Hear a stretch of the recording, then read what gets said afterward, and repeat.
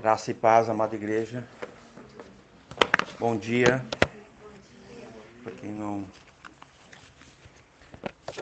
Nós vamos começar orando mais uma vez. Ontem, quando o Gaúcho deu um testemunho, na verdade ele pediu uma oração e eu fui deitar depois e eu fiquei refletindo sobre aquela oração do Gaúcho, sobre aquele pedido, né?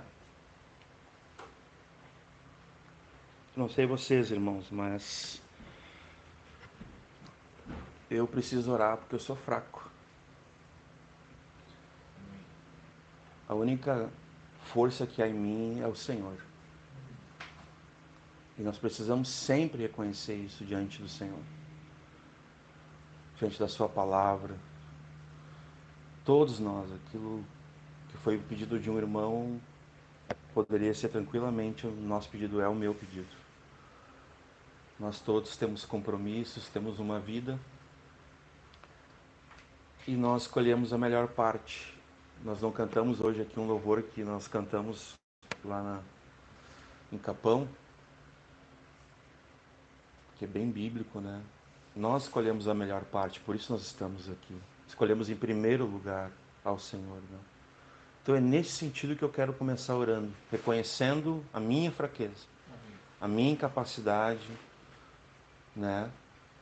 Sabendo que é apesar de mim, né? Apesar de nós, Deus pode manifestar com muita força, com muito poder nesses dias aqui. Já está,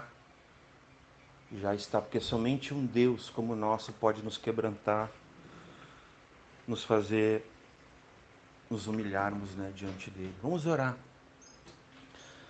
Senhor, nós pedimos a Ti mais uma vez a alegria da Tua salvação, que muitas vezes é a nossa força. Como diz a Tua palavra, é a nossa força. A alegria do Senhor. A alegria que traz suficiência e contentamento, que é a alegria de nós reconhecermos que somos fracos. E eu reconheço aqui, Senhor, junto com a Tua igreja, diante de Ti, quão fraco eu sou, Senhor. Quão incapaz, por mim mesmo, Senhor, de qualquer coisa. Mas sei que o Teu poder se aperfeiçoa na minha fraqueza. Porque a Tua graça nos basta, Senhor. A Tua graça me basta, Senhor, essa manhã. Senhor Jesus, Tu és o autor e consumador da nossa fé.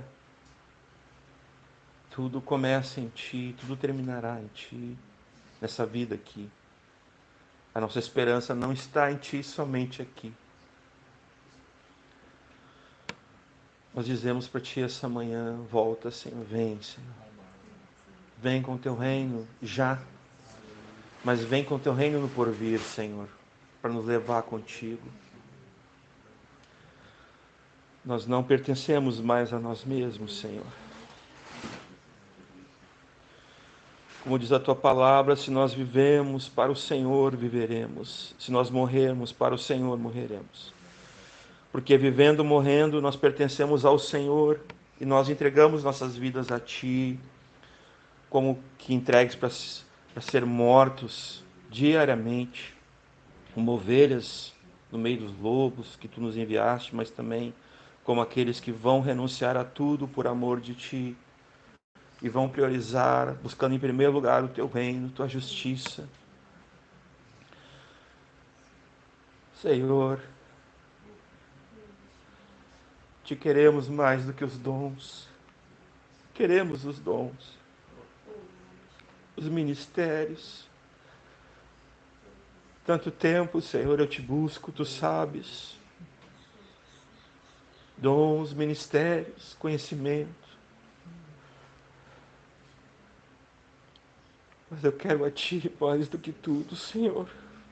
A Tua presença é tudo para mim, é tudo para nós. Tu és tudo em todos. A completude, a totalidade está em Ti.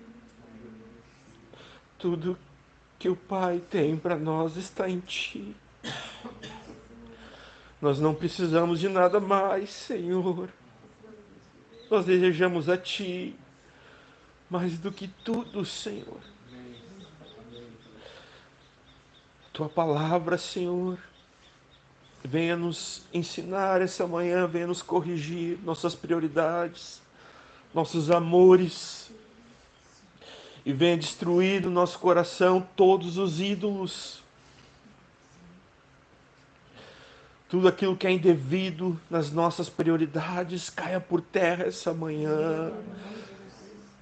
O Teu reino veio, o Teu reino está sobre nós e Tu governas sobre nós, Tu governas sobre tudo, sobre todos. Que nenhum de nós deixe de temer e tremer diante da Tua presença e reconhecer nossa pequenez, nossa finitude, quão miseráveis somos, Senhor. Perdoe nossos pecados, perdoe os meus pecados, os pecados da minha casa, da minha esposa, das minhas filhas, do meu filho. Perdoe, Senhor, os pecados da Tua igreja, dessa nação, Senhor. Nós somos do Teu povo, Senhor, e nós nos humilhamos diante de Ti, Pai. Deus, soberano, todo-poderoso, nos humilhamos essa manhã diante de Ti e reconhecemos quem nós somos, pecadores. Somente o Senhor pode nos conduzir ao arrependimento por meio da fé. Aumenta-nos a fé pela Tua palavra. Aumenta-nos a fé essa manhã ouvindo a Tua palavra em cada versículo, em cada porção suficiente da Tua palavra, poderosa, viva, penetrante, eficaz. Senhor, nós não sabemos nem orar, Senhor, como convém, diz a Tua palavra, Senhor. Mas o Teu Espírito intercede por nós, Senhor. O Teu Espírito nos conduz, Senhor, na sinceridade e na verdade do nosso coração. E mesmo quando estamos enganados, Tu nos ouves, Senhor. E Tu te compadece de nós como filhos, como filhinhos, Senhor. Muitas vezes nós temos pedido cobra, nós temos pedido escorpião, temos pedido veneno a Ti. E Tu tem dito não, não, não. Mas essa noite nós pedimos que queremos, por favor, Senhor, conhecer a Tua vontade, o Teu propósito na vida de cada um de nós aqui, de cada um dos meus irmãos, de cada família, Pai, na minha casa, Pai, na minha vida. Queremos conhecer um pouco mais do Senhor. Queremos ouvir Tua voz claramente, audivelmente. Continua falando com todos nós, como Tu falou ontem com o Gaúcho. Falou ainda na noite, na madrugada, e ainda falou conosco através dele essa manhã. Que ninguém, nenhum de nós esteja endurecido, com a sua mente cauterizada pelo pecado, cegos a tal ponto de não perceber, de não ouvir Tua voz e de não obedecermos a Tua voz, Senhor. Tua bondade, Tua misericórdia se apresentaram essa manhã, nos seguindo, nos alcançando. Nesse momento da história, nós somos alcançados por elas, Pai. Por isso estamos aqui, não fomos consumidos. Dá-nos a graça para esse dia, Senhor. A Tua graça nos basta, nós reconhecemos aqui. A Tua graça nos basta. É suficiente, é só o que precisamos. O Teu pão, Tu és o pão vivo que desceu do céu, como diz as Escrituras, como Tu disseste. E é para nós suficiente essa manhã. Eis-nos aqui, Senhor Jesus. Eis-nos aqui. Oramos a Ti, Senhor. Obrigado porque Tu estás aqui. Amém. Podemos assentar, irmãos. Abra uma palavra de Deus. Lucas 11, versículo 3, por favor.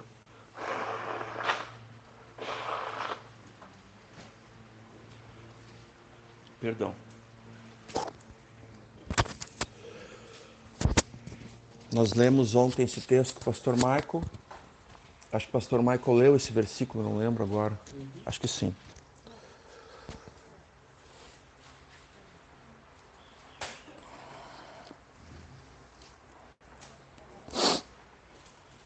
A palavra de Deus é assim: dá-nos cada dia o nosso pão cotidiano.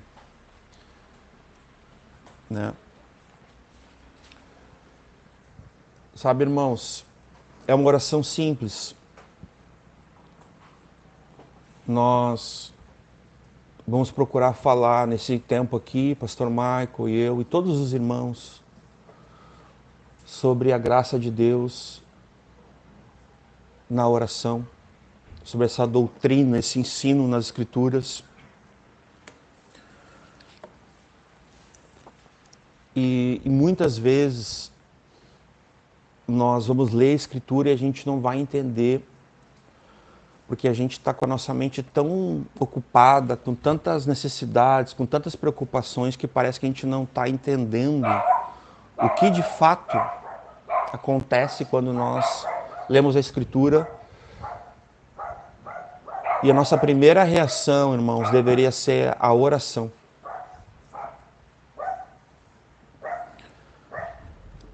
Nós vamos trabalhar, daí a gente vai lá e toma banho, e se arruma, né? Daí a gente fica com aquela postura assim: eu sei porque eu tomei banho, eu sei no que eu vou trabalhar, o que eu vou fazer.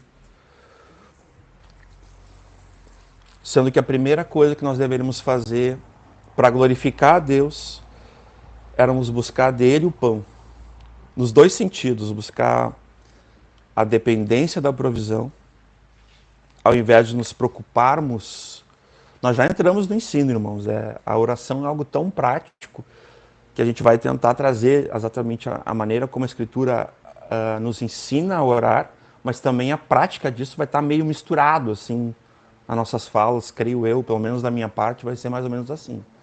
Nós queremos realmente trazer um ensino sobre a oração à luz das Escrituras. Mas quando nós oramos, dá-nos o pão, cada dia no cotidiano, nós estamos orando nas duas situações: o pão na mesa, o pão, né? Que muitos acham que às vezes a gente, alguns até, eu poderia dizer assim, tem fé para isso, ou tem uma visão um pouquinho diferente do que a própria Escritura vai nos alertar sobre essas questões de ambição, de avareza, né? E de cobiças e outras coisas mais, né? Ganâncias. Alguns, em vez de pedir assim: Senhor, dá-nos o pão do cotidiano de cada dia, né? Não, Senhor, dá-nos o croissant de chocolate. Dá-nos o pudim. Alguns são um pouquinho mais, né? Às vezes a gente pode interpretar isso como fé, ou às vezes a gente pode interpretar isso apenas como vaidade. Vou falar também. Mera vaidade. Alguns creem numa teologia que nós aqui na Terra vamos reinar, daí a gente pode ser rico, a gente pode não sei o quê, a gente pode. Olha, não vou ser o que eu vou dizer que não, mas não é exatamente isso que o Senhor Jesus e que a Escritura nos estimula, nos ensina, não. Principalmente sobre as riquezas. Que na personificação, nós já falamos algumas vezes de púlpito, é Mamon, né? É um Deus, demiurga, letra minúscula, mas é um Deus que ocupa o coração de alguns, e essa pessoa vive pelo dinheiro, ela vive porque ela não suporta, né? Alguns têm uma história bonitinha, né? Não, mas eu era pobrezinho, não tinha nem o que comer, agora não, agora eu tenho que ter, eu andava a pé, não podia nem pegar ônibus, agora eu tenho que ter o melhor carro, eu tenho que ter a melhor casa. Né? Eu não estou fazendo aqui uma apologia, um ataque às pessoas que têm essa visão da vida, né? Mas essa não é a visão bíblica, nunca foi. Não vai ser, mesmo que a gente queira. Porque a gente pode orar assim: Senhor, dai-me o croissant de chocolate nesse dia. né? Não sei. Eu sei que aqui está dizendo assim, ó, dai-nos o pão. Pão é pão. Confere, pastor. Pão no grego, pão? Ou pode ser croissant de chocolate, pudim? Só a mensagem. Não, e aí tem algumas bíblias que vão cooperar com essa, né? Brincadeiras à parte, né?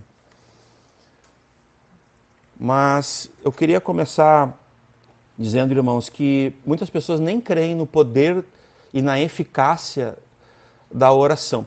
Veja bem, o poder está em quem ouve a oração, é Deus que é poderoso. Amém? Para fazer infinitamente mais, muito mais do que nós pensamos, do que nós sonhamos, desejamos. Deus conhece, irmãos, antes que a gente venha pedir, né? Quer ver, ó? Mateus 6, versículo 8. Me falha a memória aqui, ó. Mateus 6, 8 diz assim, ó: não vos assemelheis, pois, a eles, porque o vosso Pai sabe o que vos é necessário antes de vós lhe pedires.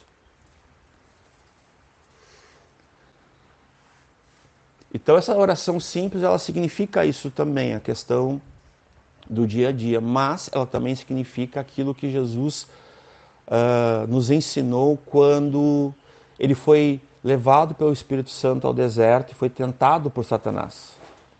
Que ele vai defender ali a fé, vai defender a ele mesmo, né? Como homem, como Deus, principalmente ao pai dele, né? Que tinha enviado. Está escrito, depois também está escrito, e ele vai dizer, nem só de pão viverá o homem, mas de toda a palavra que procede da boca de Deus. Então, nesse aspecto, irmãos, as pessoas que não creem na oração, elas não vão ter essa fé simples. Elas vão estar muito mais motivadas e preocupadas com o dia delas, com os boletos, com as contas, com o padrão de vida, com o seu negócio, com as suas ambições, com os seus desejos, do que propriamente a vida cristã, a vida com Deus. Porque a prioridade delas é essa, não é o Senhor. Então elas se preocupam com as provisões, mas esquecem que têm e são possuídas no aspecto de possuir, de pertencerem ao provedor. Vocês veem que desbarato, né? Que coisa meio assim antagônica, né? Porque eu boto meu coração nas coisas, nas necessidades dessa vida, nas aflições, nas preocupações, né? Nas inquietudes, sendo que o conselho é não andais ansiosos por coisa alguma, né? E aí me falta fé. E eu já cometo aqui uns 2, 3 pecados de largada, incredulidade, que é um pecado gravíssimo, diga-se por passagem. Nós não vamos entrar aqui, mas é um dos mais graves de todos. É a incredulidade. A ambição é um pecado, a ganância, a avareza e todo esse desejo desenfreado pelas coisas dessa vida. E ela se esquece que ela tem o abençoador, que ela tem a fonte, ela tem o provedor. Vocês entendem essa cegueira? Todo mundo passa por isso em algum momento da vida. E por motivos nobres, viu, irmãos? Jesus era homem, 100% homem, amém? Nós cremos, nós aprendemos assim na Escritura. Uma vez foram chamar ele para comer, ele estava já tocando direto, né, a pregação. E ele disse para eles, olha, minha comida é fazer a vontade do meu Pai. O que Jesus estava instituindo ali, ou seja, ensinando para os seus discípulos que o que importava para ele era obedecer e cumprir a vontade do Pai dele. E mesmo que era momento de comer. Talvez muitos de nós não estejamos prontos para essa conversa. E a gente pode estar pensando aqui,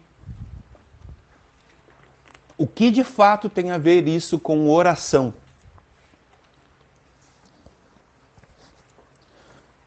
Eu quero fazer com que os irmãos pensem que tudo que nós fazemos depende da oração. E tudo que nós fazemos depende da orientação da oração.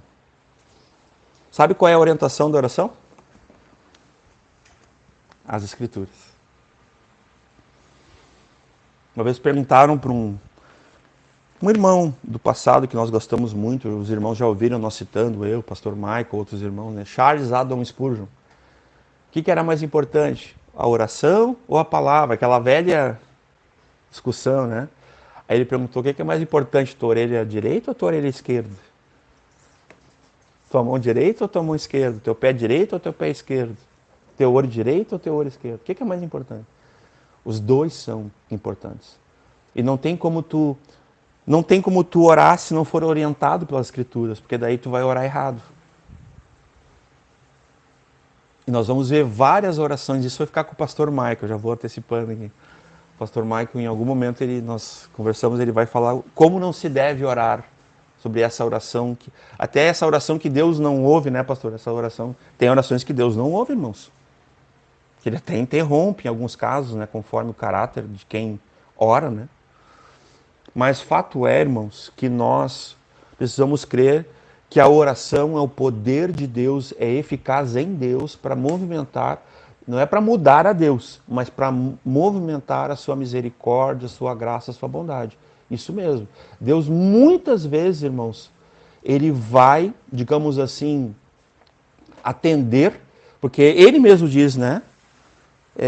Quer ver? Eu leio comigo Mateus, está pertinho, 7,7, ó. Muito conhecido, né? Pedi e dar-se-vos-á, buscai e encontrareis, batei e abre-se-vos-á. Porque aquele que pede, recebe. Aquele que busca, encontra. E ao que bate, abre-se-lhe-á. Agora veja bem, aquele que pede o que quer, recebe o que quer? Muitas vezes não. E algumas vezes sim. Abram comigo 1 João 5. Esse texto é muito conhecido. Vamos ver o versículo vamos ler do 13 ao 15, para dar só um contexto, mas vamos lá, o 13. Essas coisas vos escrevi, então é um registro, né? Importante a gente sempre frisar, eu botei o 13 justamente por esse detalhe. Os que credes no nome do Filho de Deus, para que saibais e tendes a vida eterna, e para que creiais no nome do Filho de Deus. Agora prestem atenção. E esta é a confiança que temos nele, que se pedirmos alguma coisa, segundo, vamos juntos. 1, 2, 3. Segundo a sua vontade. Ele nos ouve. Tá, mas ele nos ouve se for... É o que está no texto. Aqui eu quero deixar bem claro isso. Eu podia simplesmente pedir para os irmãos ler e ficar quietinho. A palavra de Deus é viva, ela é eficaz e ela é penetrante. Como diz Hebreus 4:12. É uma espada mais afiada que uma espada de 2 gumes. Essa é a palavra de Deus.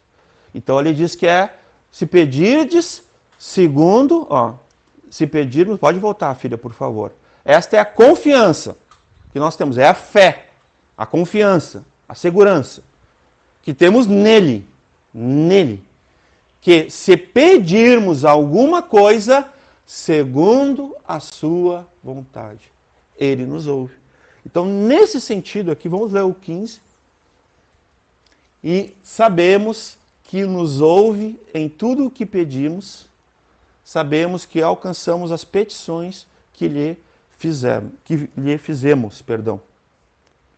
Nesse sentido, irmãos, a pessoa que crê, porque tem a maioria não crê, por isso não ora. Porque essa pessoa ela não conhece a Deus. Irmãos, se a igreja brasileira, vou falar assim para que os irmãos não se sintam, conhecesse tanto Deus assim, a igreja oraria muito mais. Muito mais. Vou repetir. Se a igreja brasileira de fato conhecesse tanto Deus como ela julga, ela ia orar muito. A oração ia ganhar um espaço tão grande na vida da igreja diária, e não só nas casas. Que nas casas, de fato, todo pai de família, que os homens, são eles que em casa levantam as suas mãos sem animosidade, sem contendas, e oram em todo lugar. com a autoridade de Deus em todo o tempo. É o que a Escritura diz. Nós devemos orar muito mais a igreja.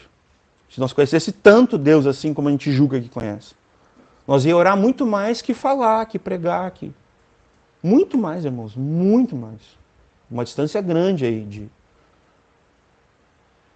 Irmãos, mais coisas são resolvidas, são solucionadas, são operadas por Deus, sem que nós saibamos, pela oração que nós imaginamos.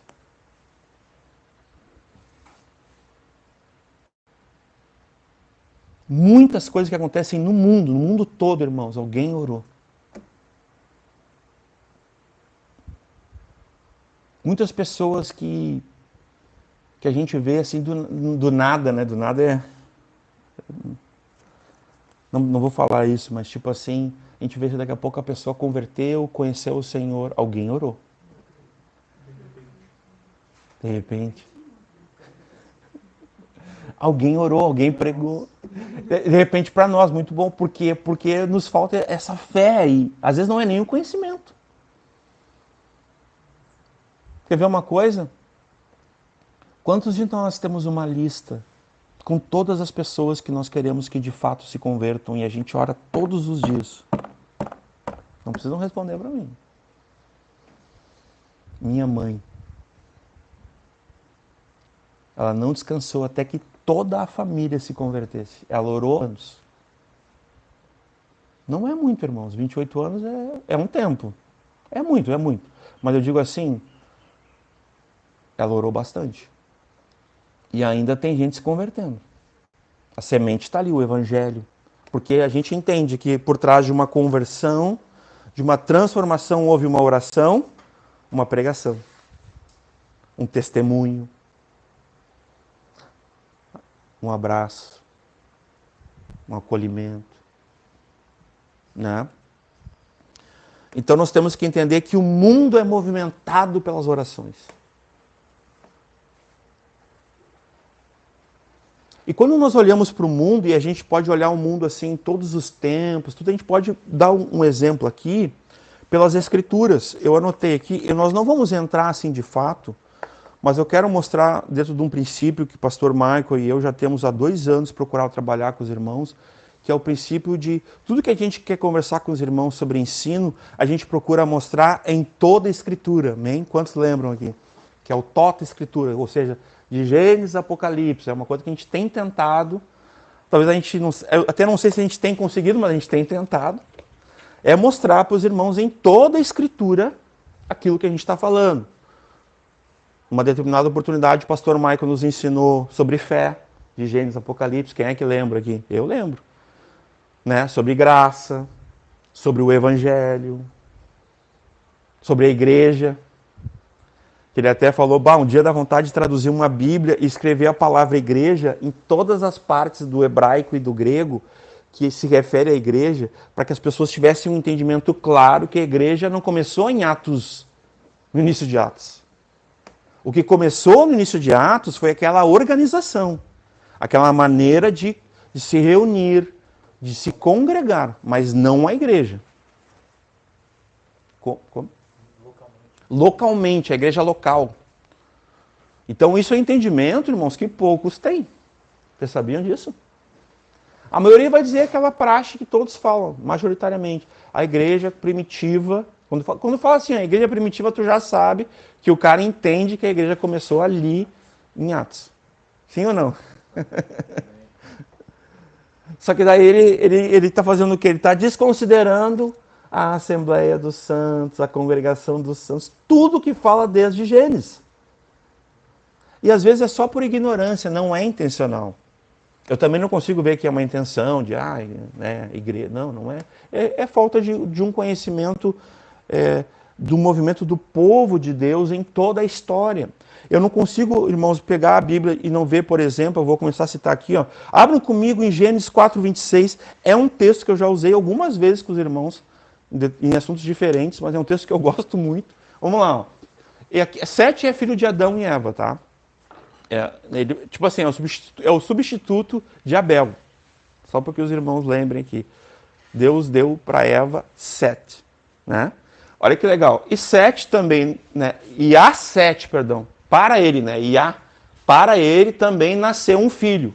Então é o filho de Sete, amém? E chamou o seu nome de Enos. Olha que, prestem bem atenção nisso. Vamos ler junto. Então se começou a invocar o nome do Senhor. Letras garrafais, né? Deus. Yahvé, né? O nome do Senhor. Há quem diga que é só depois em Êxodo, né? Mas que vai aparecer essa prerrogativa. Mas veja bem, irmãos, invocar, orar, clamar, suplicar, rogar, orar. Nesse sentido, aqui nós vemos o culto. Para mim, aqui está a instituição do culto. Também. Né? Mas eu vejo o início de uma vida de oração. Assim, sendo mais literal, assim, no que tange ao texto, ao que está registrado. Por que é importante isso que eu estou tentando fazer aqui, mostrar para os irmãos na Escritura? Vamos ligeirinho, Romanos 15, 4. Eu até não anotei aqui, mas vamos só observar o porquê da intenção que eu estou mostrando isso aqui. Vamos lá, vamos junto. Porque tudo o que dantes foi escrito para o nosso ensino foi escrito, né? Para que pela paciência e consolação das Escrituras tenhamos esperança, temos a fé. Que aqui nos faz olhar para o passado. No princípio Gênesis, né? Quer ver? Ó? Olhem que coisa tremenda. Abram comigo. Isso aqui, essa prática continua ali, ó, Gênesis 12, 8. Vamos ler rapidamente uns textos aqui. E moveu-se dali para a montanha do lado oriental de Betel e armou a sua tenda, tendo Betel ao ocidente. E aí ao oriente edificou ali um altar ao Senhor e invocou o nome do Senhor. Mais uma vez essa expressão, né? No sentido de invocar, de orar, de clamar, de buscar. É nesse sentido aqui. Então aqui ele levantou um altar. A gente já começa a ver uma composição, né? Vai tomando forma.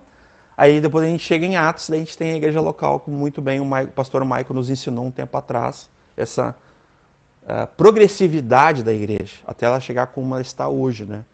Lógico, umas até perderam a aparência, né? O modelo até, infelizmente. Né? Vamos lá, Gênesis 24, 63. Irmãos, olha que texto lindo esse, irmão. Esse texto dava até vontade de falar um pouco mais dele. 24, 63. Vamos lá, é sobre Isaac, quando Isaac vai encontrar com Rebeca. Irmãos, olha que coisa linda. Ó, Isaac saíra ao quê? A orar. A gente começa a ver o termo, né, de fato, orar. De oração, né, do substantivo. No campo, à tarde. Olha o que acontece. E levantou os seus olhos e olhou, e eis que os camelos vinham. Alguém sabe o que é os camelos aí? Camelos era comitiva, irmãos. Era como ali, era a Rebeca chegando. Então é por isso que ele estava olhando os camelos, entendeu?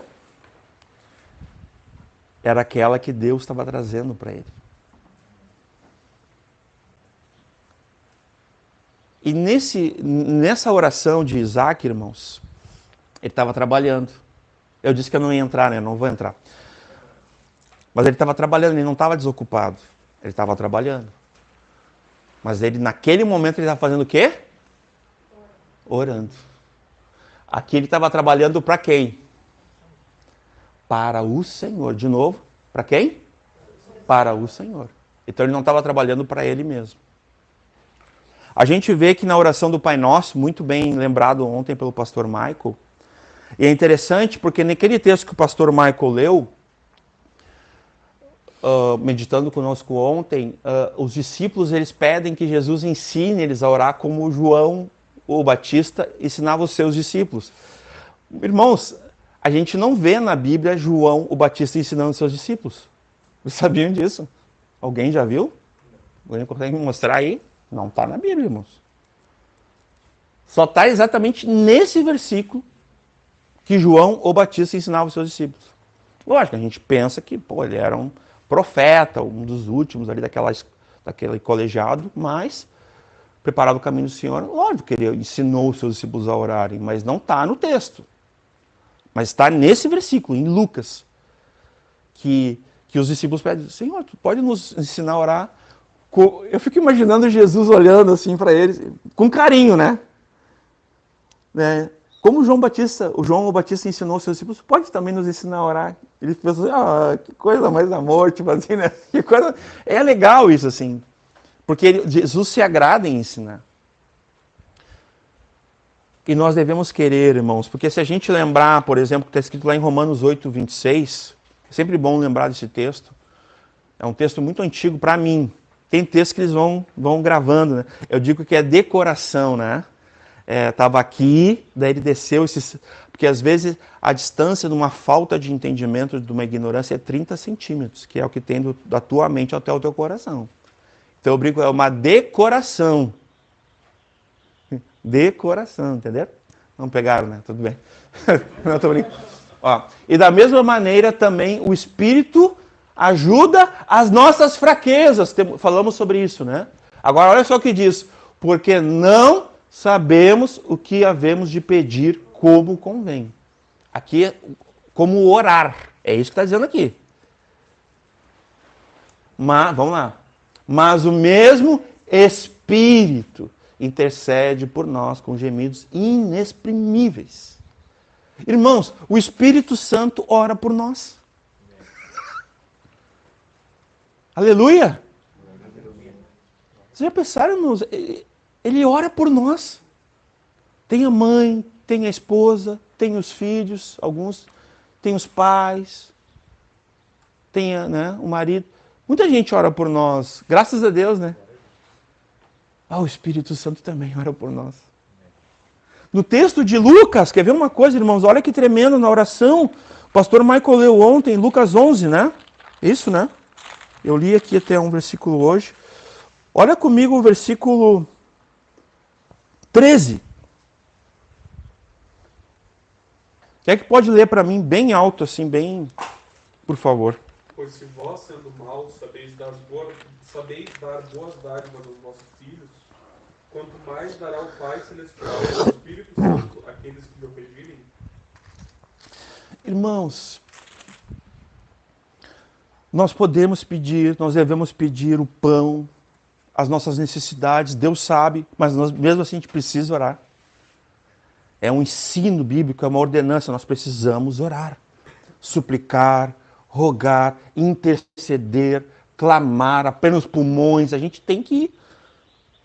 É a nossa comunicação, a nossa comunhão, a nossa intimidade com Deus. Mas nesse sentido aqui, irmãos, não sei se vocês conseguem ver, eu não quero impor nada ao texto. Aqui está falando de querer e de almejar Ele. Amém? Ele quem? O Espírito Santo.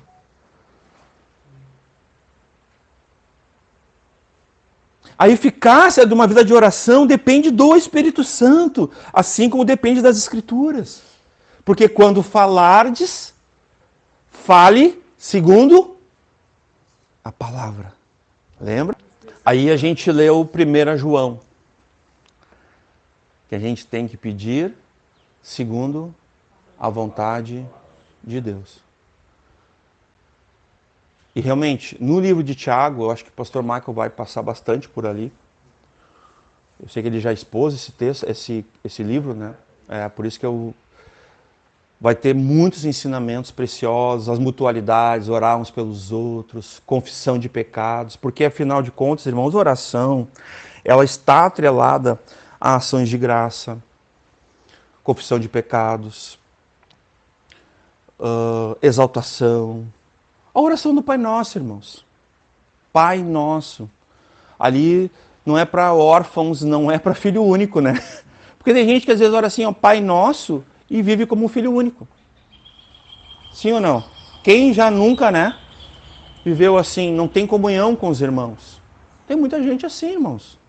Que até ora Pai Nosso, mas não vive. O Pai é Nosso. Não tem mutualidade nenhuma. Então, nesse aspecto nós estamos falando aqui, que as primeiras questões da oração do Pai Nosso é sobre Deus. É sobre Ele, não é sobre nós.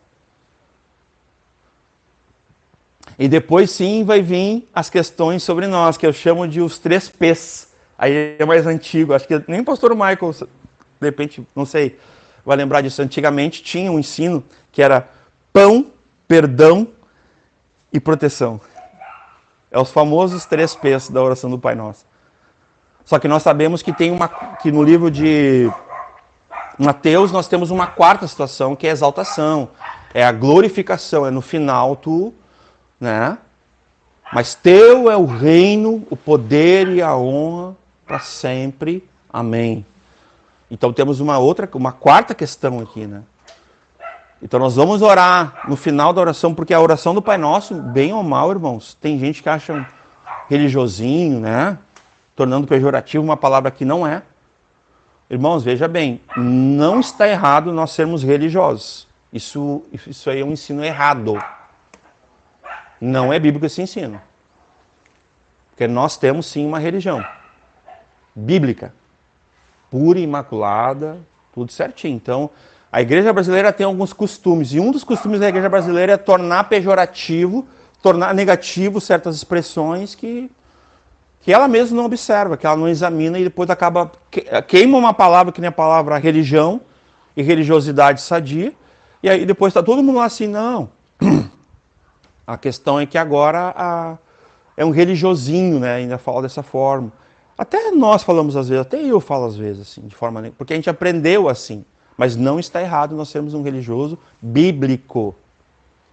Desde que tu seja um religioso cheio do Espírito Santo, piedoso, que anda em santidade, que habita ricamente e abundantemente a palavra de Cristo em ti. Tá tudo certo, irmãos. Tá? Nós não usamos esse termo, ok. Nós não precisamos usar esse termo. Nós usamos como cristão, crentes, discípulos, filhos de Deus, salvos, santos e tantos outros. Né? Mas não estaria errado não. Tá? Isso aí foi um ensino equivocado. De muitos. Eu conheço muitos pastores que ensinam isso, está errado. Está errado esse ensino. Não confere com a Bíblia. Tá? Mas vamos lá. Nós precisamos entender, irmãos, que nessa vida piedosa, essa vida de oração que nós temos, o que a Escritura vai nos reafirmar em relação à nossa conduta, à nossa prática de oração? Que primeiro é o Senhor. Que primeiro é o reino do Senhor. Tem uma frase muito antiga que diz assim, a oração é sobre o respirar da vida, do propósito, do plano, da missão do Senhor. Então nós oramos, nós estamos respirando isso. Porque é sobre as coisas de Deus. Por isso que tem aquela famosa também, né? Cuida das coisas de Deus, que Deus cuida das tuas. Que faz todo sentido para nós também. Porque nesse sentido todas as coisas cooperam para o bem daqueles que amam a Deus.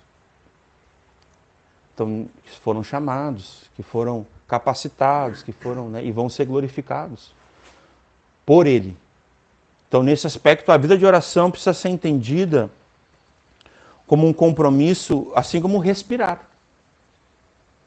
Ah, mas e um cristão que não ora muito, quase nem ora e tal? Olha, será que é cristão? Se não ora, não é cristão. Se não ora, não é cristão. Então a gente aprende desses modelos que a gente vê aqui. Por exemplo, a gente falou aqui de Isaac, né, Abraão, irmãos. Abraão orou para que Deus viesse mudar as circunstâncias para que ele pudesse ter um filho. Ele orou por Sodoma e Gomorra. Quer ver? Vamos abrir rapidinho, Gênesis 18. Isso aqui é famosa, essa oração de Abraão. A partir do versículo 20. Vamos lá. Disse mais o Senhor, porquanto o clamor, né, de Sodoma e Gomorra se tem multiplicado, e porquanto o seu pecado se tem agravado muito. Descerei agora e verei se com efeito tem praticado segundo o seu clamor, né, que é vindo até mim. Ou seja, né, tá subindo o cheiro ruim, né? Cheiro de pecado, de já tinha dado aquele nível, né? Sabiam? Já tinha subido o nível, a conta dele já tinha dado, irmãos. Por isso que Deus teve que dar conta, cabo de Sodoma e Gomorra. Tá? Nós não vamos entrar nisso agora, mas é exatamente isso, né, pastor? Qualquer coisa depois a gente pode mostrar para os irmãos. E se não, sabê-lo-ei. Aí no decorrer aqui, ó, então viraram aqueles homens o rosto dali, né? E foram-se, né, para Sodoma. Mas, olha que interessante, um homem que crê no Deus Todo-Poderoso, ele resolve orar. Ele resolve interceder. Mas Abraão, esse homem, ficou ainda em pé diante da face do Senhor, né? E chegou-se Abraão dizendo, destruirás também o justo com o ímpio? Aqui é Abraão já falando com Deus, irmãos. Já, né? Que nem Jacó ali, né? Naquele embate com Deus, que nem Moisés.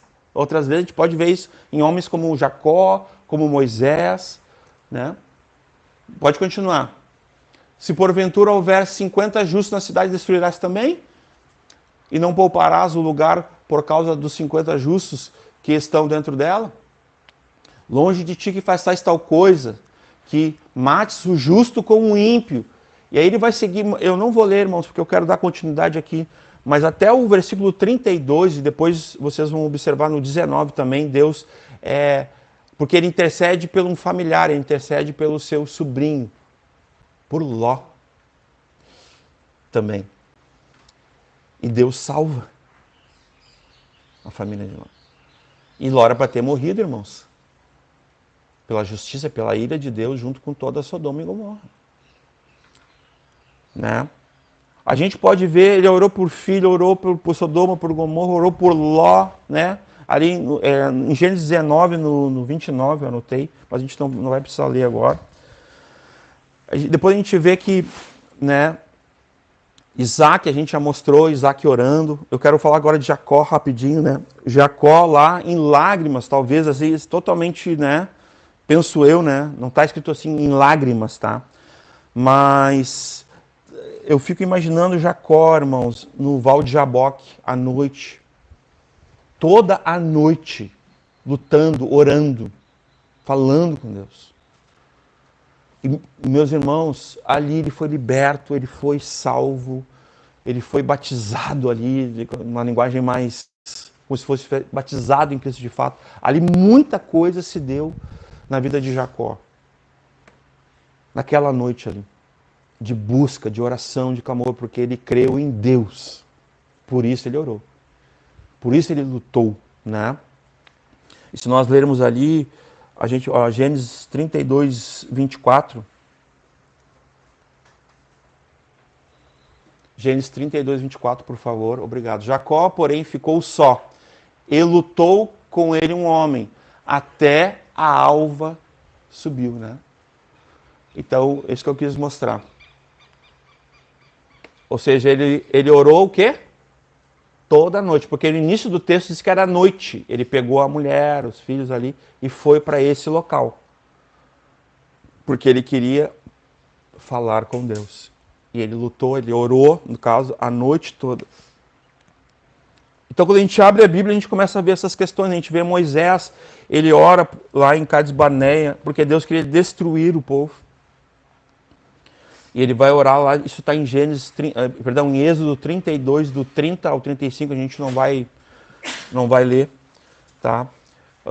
Então já falei aqui, ó, lá de Sete, falamos de Isaac, de Abraão, né? De Abraão, Isaac e Jacó, né, desse Deus de Abraão, Isaac e Jacó, que está registrado nas Escrituras. Falamos de Moisés agora lá em Cades Barneia, né? Quantas vezes Moisés intercedeu pelo povo, né, pedindo misericórdia, que Deus, né, não destruísse o povo idólatra, um povo ganancioso, um povo rebelde, dura serviço. E Moisés ia lá, intercedia pelo povo, intercedia pela família, né? Ana, né? Vamos indo aqui. Orou com amargura de alma. E orou com muitas lágrimas, com um choro abundante. 1 Samuel, né, muito conhecido, o capítulo 1, né, do 10 ao 17. A gente também não vai ler ali, mas ali a Ana estava numa situação muito, muito delicada. Porque ela não foi compreendida pelo pastor dela, ela não foi compreendida pelo marido, ela não foi compreendida por ninguém.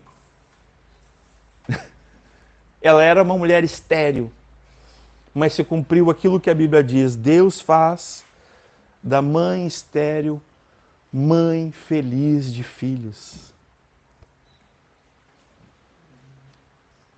E ela não entendeu, irmãos, que aquilo era um direito dela. Sabe o que ela fez quando Deus deu Samuel para ela? Ela devolveu ao Senhor. Ela queria tanto, tanto aquele filho, que ela foi confundida. Será que ela estava bêbada? Um monte de coisa, a gente não vai entrar, mas de fato, irmãos, aqui a gente aprende uma coisa, muitas vezes, aparentemente a gente vai estar orando por algo genuíno, algo que Deus quer trabalhar na nossa vida, especificamente nesse caso de Ana aqui. É genuíno que ela quisesse ter um filho. E é mais genuíno ainda que ela tivesse entregado ele como foi ao Senhor. Que não é uma prática comum. Como ela fez? Porque ela foi lá, se nós lembrar bem, e deixou o filho. Como se fosse ao Senhor mesmo. Uma oferta, assim. E ela queria tanto aquele filho. E o filho dela foi um grande líder, um grande sacerdote, um grande profeta, um juiz. Foi um homem importante. Os desígnios de Deus para aquele homem, para Samuel, foram muito preciosos. Depois ele ungiu Davi, o rei Davi. Vocês estão entendendo, irmãos?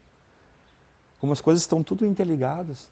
Mas foi uma mulher que foi ignorada pelo pastor, pelo marido, pelos amigos, por todos. Foi tomada como bêbada, como uma mulher inoportuna, né? Uma mulher inconveniente, tudo.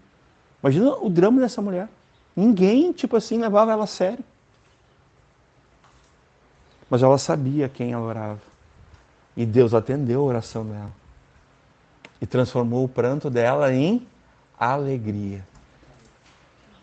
Aquele semear com lágrimas foi uma colheita com alegria. Da mesma forma, são aplicações que a gente aprende na vida de oração. Às vezes a gente vai estar sozinho, irmãos. Como Daniel. Nem sempre a gente vai ter companheiros. Uma das grandes virtudes da vida de oração é ter companheiros de oração. Isso é uma coisa assim que às vezes até a gente fica vendo assim a igreja de forma geral, né? Isso era muito, muito comum antigamente. Tu te convertia, daí tu recebia um convite assim do irmão. Vamos lá para casa orar? Nos anos 90 era assim. Nos anos 80, eu lembro. No final dos anos 80 era muito comum. Lá em casa vai ter reunião de oração. E todo mundo ia para lá. Recebia uma mensagem, naquela época não tinha uma ligação lá ao Israel. E aí, maninho, o que tá fazendo? Depois do trabalho não quer vir orar, vamos orar junto. Era muito comum isso. Um companheiro de oração. A gente já comentou um tempo lá na nossa última reunião, o culto de oração, né, dedicado somente para a oração, como é importante na vida da igreja, irmãos. Eu vi tantas coisas Deus fez, tantas coisas. O Erasmo Garetti orou, se eu não estou enganado, 40 a 50 anos. Eu orei 15 com ele. foi um irmão que não está mais entre nós.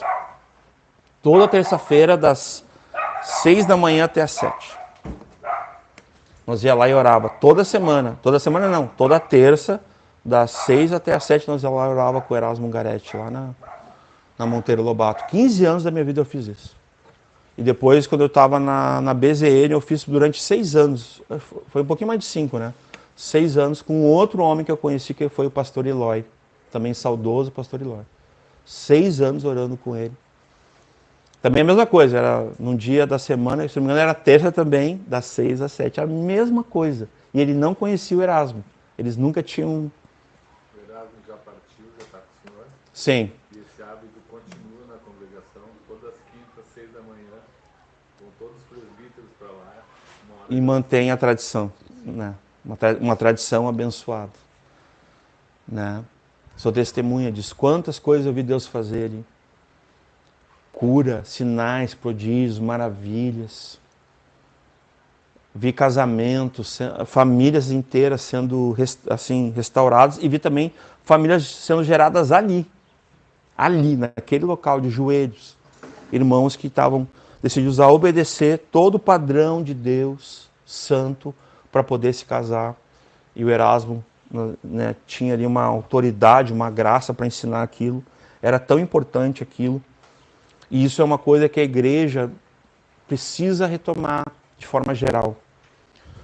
Uma vida que vai se dar com o pai de família, com a esposa, com os filhos, no casamento, que vai se dar muito doméstico, vai se dar na congregação, que vai se dar num companheirismo, numa amizade, né? Que as nossas amizades sejam amizades que venham dar frutos de oração.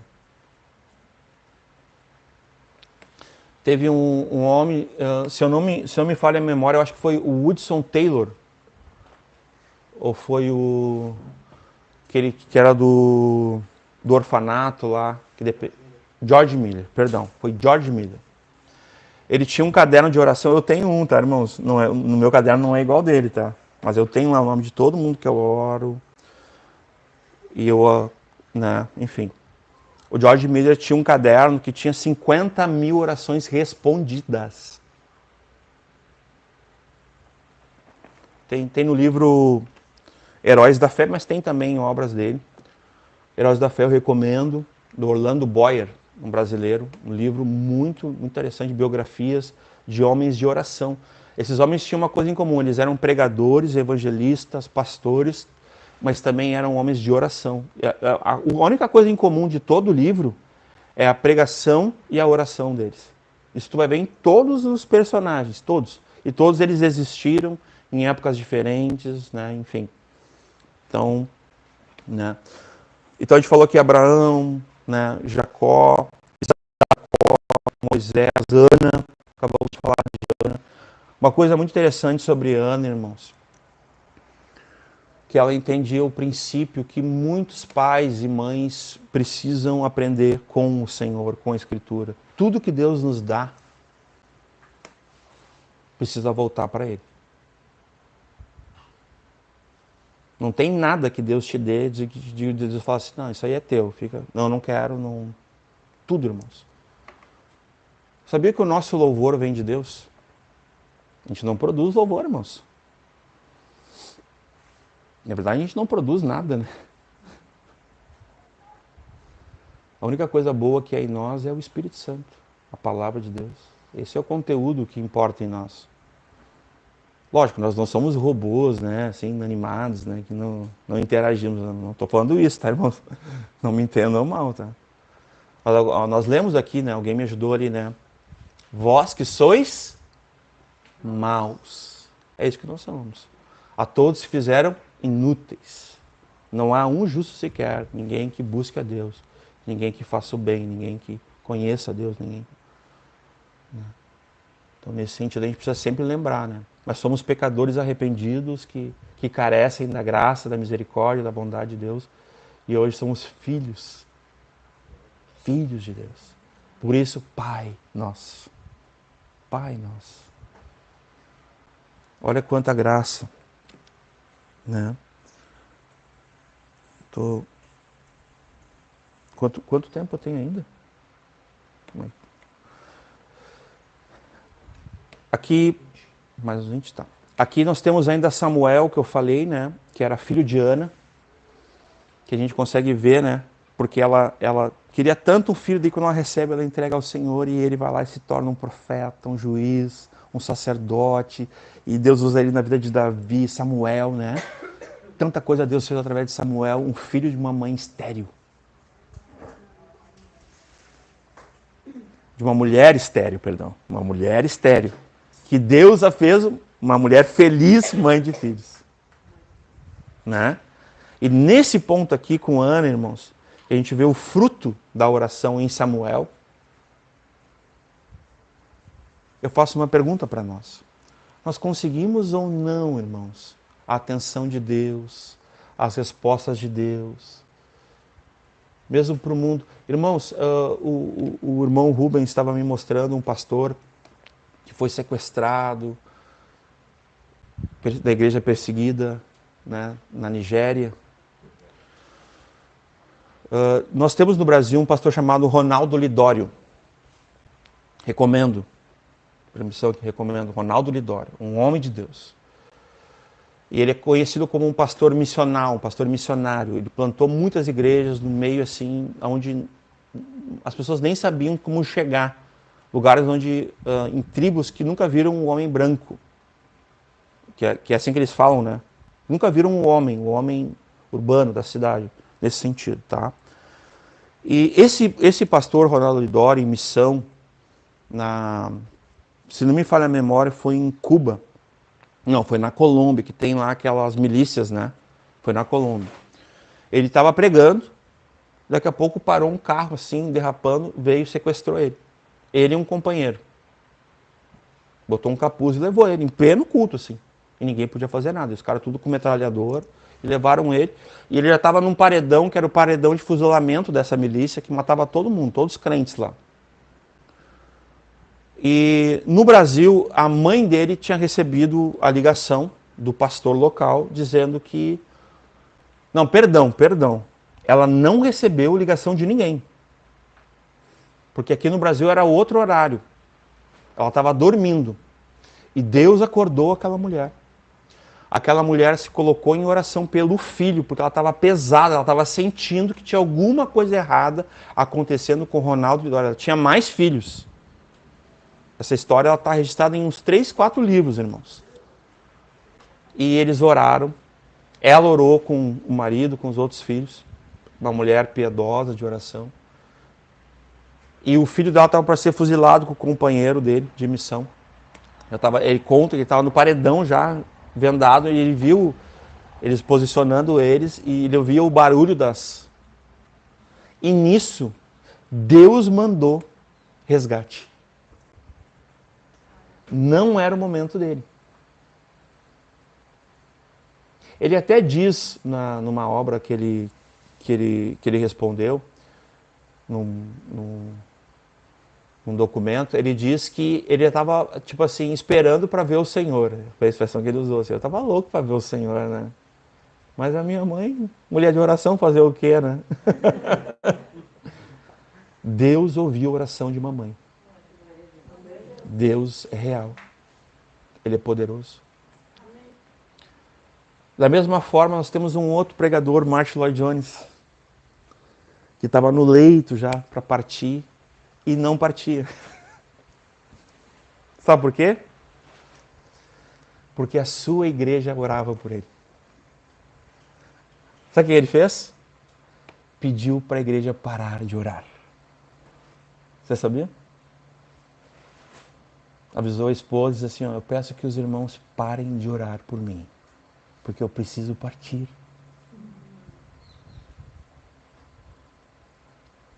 Ele é conhecido por um homem, por um expositor bíblico da Escritura. Ele ficou pelo menos vou botar aqui para cima, uns 40 anos assim, expondo fielmente as Escrituras. Ele é muito conhecido por expor Romanos, é uma obra fantástica dele, e também o Sermão do Monte, que foi também as Bem-aventuranças, um pregador exímio bíblico. Só que ele já estava com muita idade, tipo o Erasmo, né? A minha família foi a última família a estar com o Erasmo, eu, a Aline, a Duda e a Sofia. Nós fomos lá Não, foi em Canela, na casa deles, e nós tínhamos que ficar 1 hora com eles, ele ficou 5 horas com a gente. E ele não falava, e conosco ele falou 4 horas. Aí a Suzy depois ela me avisou, maninho, pai partiu pro Senhor. E vocês foram a última família que esteve com ele. O último irmão foi o João Nelson, depois ele me falou. Mas a última família que esteve na casa, no hospital, no leito, foi o João Nelson. Mas E ele ficou profetizando sobre nós, ele olhou para a Duda, não sei se a Duda vai lembrar, e ele profetizava sobre a Duda, assim, de uma maneira, impondo as mãos sobre ela, ele abria a Bíblia, lia e orava, assim, por cada um, pela Sofia, pela Aline, por mim, né, pelo pastoreio. Um homem que foi uma referência para mim, exemplo de oração, intercessor, assim, um guerreiro. E o Erasmo também dizia isso. Dizia assim, eu não vejo, estou contando as horas para encontrar com o meu amado, com o meu Senhor, com o meu Salvador. Sabe, irmãos, eu sei que nós temos coisas para fazer. Temos pessoas que nós amamos, que nós queremos pregar o Evangelho. Sim, sim, devemos. Pessoas que estão perdidas, rumo ao inferno. E para isso precisa muito amor, muita coragem. Mas a gente tem que ter um equilíbrio, a gente não pode perder esse anseio, esse desejo. Não tem nada, meus irmãos, que a gente deva desejar mais que o Senhor. Do que estar na sua presença em definitivo, eu digo. Né? Eu tenho um exercício que eu faço há muito tempo. Olha, irmãos, pelo menos mais de 10 anos, assim, eu oro pela volta de Jesus. Eu amo a volta de Jesus. Algumas pessoas se escandalizam comigo, não estão acostumadas com essa fala. Por mim, o Senhor voltava agora. Agora, agora. Falo de todo o meu coração. Como eu queria, irmãos, que o Senhor voltasse agora, nesse momento. Agora veja bem, para nós termos também esse tipo de fé, e eu não julgo que essa é, não. Nós temos que ter uma consciência séria e tranquila que nós estamos pregando o Evangelho, que nós estamos testemunhando, que nós estamos orando por todos que estão à nossa volta. Familiares, vizinhos, amigos, irmãos que uma hora estavam no nosso lado. O Maninho estava lá com a gente, o Maninho, a Aline, a Duda, a Sofia, lá o Noah. Aí o Maninho se magoou, agora está desviado, está desigrejado. Irmãos, a gente não deve esquecer daqueles que estiveram um dia do nosso lado. Jamais. A Bíblia diz que foi por uma ovelha que se perdeu que o Senhor deixou as 99 e foi atrás daquela. Não estou criando uma doutrina aqui. Estou apenas dizendo o que a Bíblia diz. Nós jamais devemos esquecer dos irmãos que se desviaram, irmãos. Jamais. E uma das formas que nós temos, irmãos, de declarar o nosso amor para as pessoas, embora as pessoas não leiam assim, e talvez nem entendam assim. Tem as pessoas que nem entendem isso. É quando alguém chega para ti. São 3 coisas que mexem com uma pessoa. É perguntar como é que tu tá. Há quanto tempo alguém pergunta isso para ti? Quando é que foi a última vez que alguém chegou para ti assim, ó, como é que tu tá? E deu aquela pausa, sabe aquela pausa assim? Fica até meio constrangedor assim. Tu pega e pergunta para a pessoa e a pessoa fica meio... Outra coisa, quando tu diz assim, ó, senti tua falta. Lógico, a gente está numa época que às vezes o irmão lá foi fazer outras coisas, não estava junto, ele pergunta, irmão, senti tua falta. O irmão até se ofende. É uma época difícil, vou te contar. Tem ou não tem isso? Eu estou falando alguma... Estou sozinho nessa aqui. Às vezes tu vai ali, senti tua falta, o irmão já fica todo, mas qual é o teu problema? Não, senti tua falta, ué. A pessoa não vem, não tá, e aí tu tem que aceitar aquilo? Não tem que aceitar nada. Não tem que aceitar. Esse é o ponto. É o contrário. É não se conformar. É isso que a Bíblia diz. Com o quê? Com esse século. Com esse mundo, que esse mundo é indiferente. Nós não. Amém? E a terceira coisa, irmãos. Eu já estou indo aqui para o... Oro por ti. Meus irmãos. Será que nós temos noção dessas palavras, irmãos? Quando alguém diz para ti assim, eu oro por ti. Óbvio, eu sei que tem uma diferença. Uma pessoa dizer assim, eu oro por ti, e a pessoa orar contigo. Claro que tem. Mas nem sempre a pessoa que ora por ti vai orar contigo. Nem sempre. Tem pessoas que oram por nós, que nos sustentam na fé, que a gente nem sabe. Isso é tão verdade quanto, irmãos. Porque se eu preciso ver, eu preciso ouvir a pessoa orando por mim para acreditar que ela ora, que fé é a minha?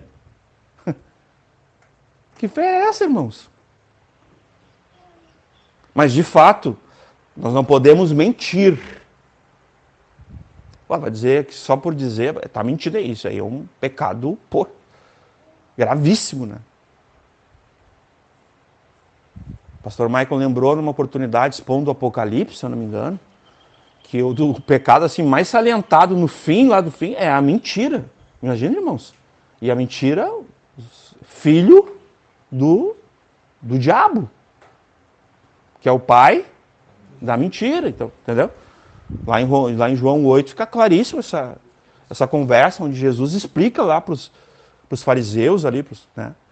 Então, nesse aspecto, irmãos, ore. Nem que seja uma oração sincera, singela, assim, sabe? E às vezes precisa de uma oração mais reforçada. No meu caso, tem que ser uma oração forte, irmãos. Tem que ser uma oração mesmo, né? Mas oremos, irmãos, uns pelos outros. Tá sabendo, assim, depois o irmão não teve, assim, não falou contigo, mas tu ficou sabendo. Às vezes a gente fica sabendo, assim, ora pelo irmão.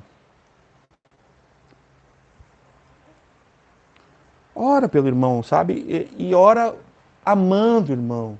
E ora pela vontade de Deus na vida do irmão. Muitas vezes nós oramos e a gente, na oração do Pai Nosso, a gente vê aquela declaração de Jesus. Jesus está no início ali do ministério público, falando com os discípulos. E aí ele fala assim, então, quando vocês orarem, e é legal que isso está escrito em Lucas, né? É interessante que ele não fala se vocês orarem, ele fala, não, quando vocês forem orar, entendeu? Então, vocês vão orar. Em Lucas ali. Então, quando vocês orarem, né? É interessante que Jesus está deixando claro isso para nós. Que nós precisamos, ali, irmãos,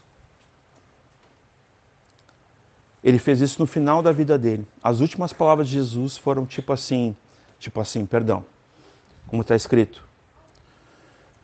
Pai, se possível, passe de mim este cálice, mas que não seja feita a minha vontade, mas sim a tua. E o que ele ensinou lá no início? Vocês estão entendendo onde eu quero chegar? Lá no início, quando vocês orarem, Pai nosso, depois vem o teu reino e seja lá no início. Só que ele deu o exemplo com a vida dele.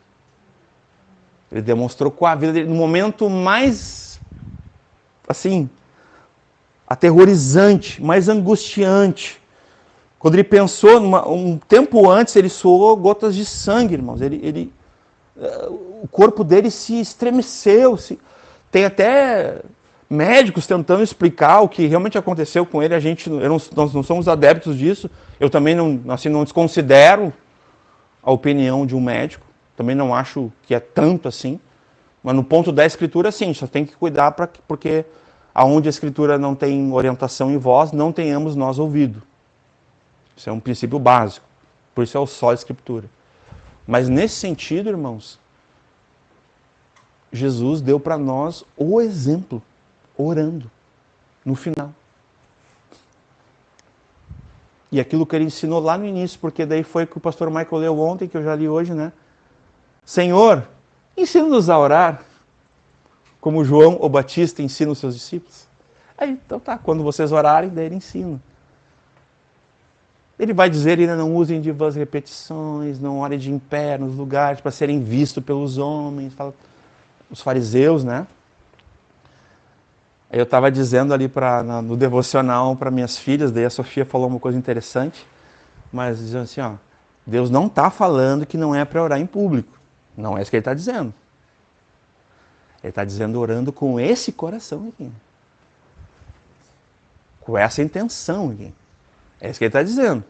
Ele não está proibindo de orar em público. Não é isso não. E nós aqui, né? Agora eu vou falar um pouquinho de nós, e aqui eu concluo. A gente faz os cultos, daí é uma coisa meio automática, assim, né? Eu vou pedir licença pro gaúcho. A gente começa o culto, a gente já sabe que o gaúcho vai orar. E é só o gaúcho. Não, às vezes rola uma voz ali, ó, às vezes a Bia, né? Vai ter, assim... Eu estou falando isso com carinho, com cuidado. Mas todos nós aqui, todos, a Sofia, a Duda, a Aline, todos nós aqui, irmãos, devemos orar assim como o gaúcho ora. Assim como a Bia ora, a Silvia, eu também não vou aqui. Todos nós, sem exceção. Porque quando vos reunirdes... Agora vamos concluir, vamos lá. 1 Coríntios 14. Nós vamos ler o 15 e vamos ler o 26. Não me fale aqui, vamos conferir aqui se eu estou... Esse aqui eu não notei.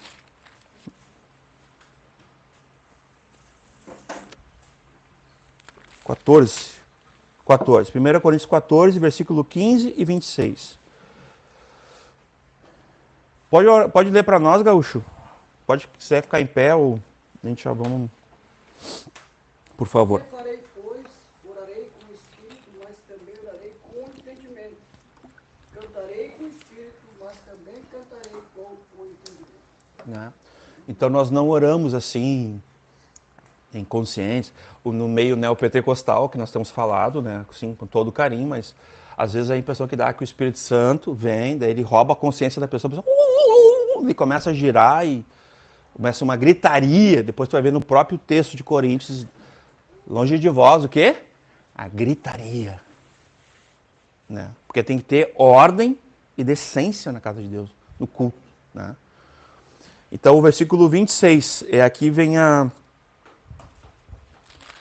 o que nós estamos falando por último ali. Então oremos com consciência, cantemos com consciência. Aqui fica uma deixa. Nós aprendemos assim, sempre que a gente estiver cantando um louvor, irmãos, cante aquele louvor como se fosse a última canção da tua vida, para que ele se torne um rogo, uma oração, amém? É uma dica que eu dou aqui para os irmãos, que se torne uma oração. Pode ler, Gaúcho, por favor. 14, 26? Isso. E aqui a gente... Que farei, pois, irmãos, quando vos juntais, cada um de vós tem salmo, tem doutrina, tem revelação, tem língua, tem interpretação. Faça-se de tudo para edificação. Amém. Amanhã eu vou dar continuidade nessa listinha. Eu tenho alguns que eu não quero deixar de falar. A intenção, nossos objetivos é mostrar na Escritura orações, irmãos que oraram, trazer esses princípios. São tantas coisas, a gente talvez não consiga esgotar, né? Mas a gente quer trazer isso realmente como a Escritura diz, né? Então a gente pôde ver hoje como é que a gente deve orar, que é segundo a vontade de Deus, o pedido, não conforme, né, a gente lembramos de Tiago. Nós vamos ler esse texto com certeza no decorrer. São 5 ministrações, né? Enfim, eu vou passar para o Diácono Gaúcho mais uma vez. Obrigado. Deus abençoe, irmãos.